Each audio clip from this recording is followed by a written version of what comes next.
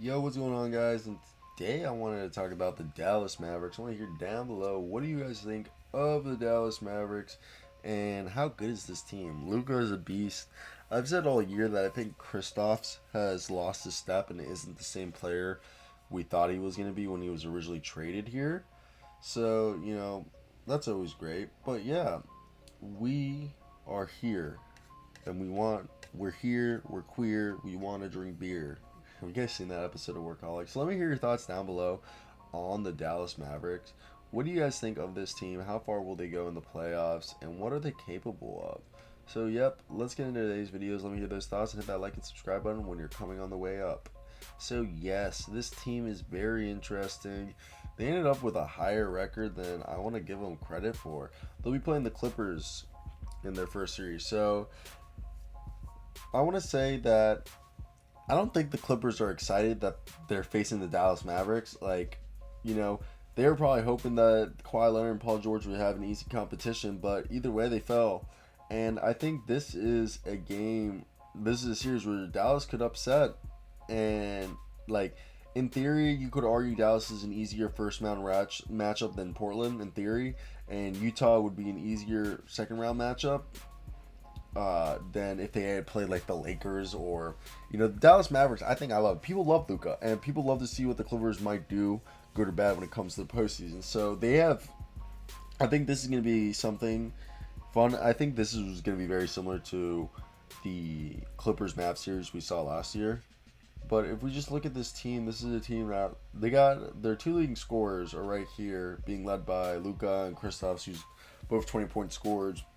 And then you have right behind them Tim Hardaway. And Jalen Bronson's their sixth man off the bench. Josh Richardson has offered them defense this year.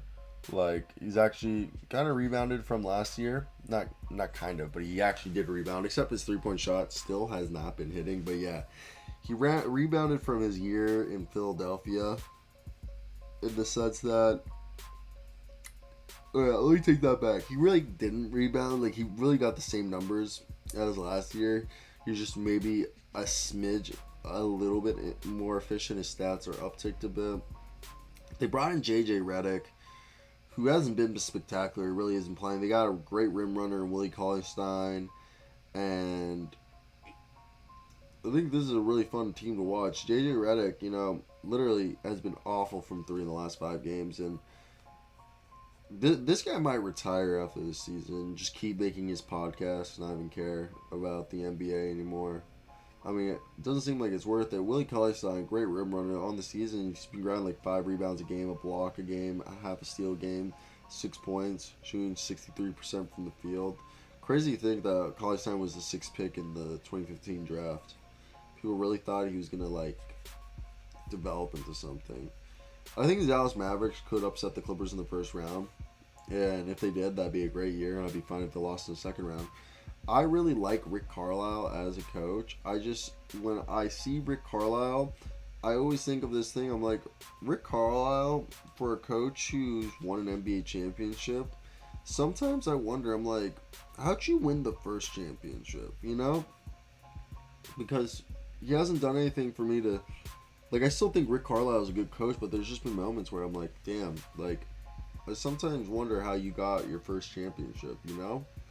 I don't mean that, rude. I mean that, legitimately serious. I don't get how, he was able. I mean, he had Dirk, and he set up a good scheme, but since then, has he just regressed or became stagnant with his coaching? That's, I think, the true question is. We just don't know. But yes, so I want to hear what you guys got to think about the Dallas Mavericks. Going into next season, I would flip Kristaps Porzingis. It's just a lot of work. I would surround this team with a lot of defense and three-point shooting around Luka, so Luka can kick the ball out to guys and they can hit their three-point shot and not everyone's standing around, stop with the pick and rolls. I watched a game where Dwight Powell had what seemed like 1,000 pick and rolls. He had 30 points that night. And I mean, that's awesome that you're able to do that, but come on, you don't want to be doing that with Dwight Powell, if you don't have to. If you can be doing it with anybody else, you'd be doing it with anybody else. So that's what it comes down to. It's all right, we can do it with White Powell trade our assets and hopefully trade some first round picks and get a legitimate player. So yeah, that's what I got today, guys. I want to hear your opinions down below. What do you guys think of the Dallas Mavericks? I think they could win the first round. They'll probably lose, but if they do win the first round, it's a success for the season.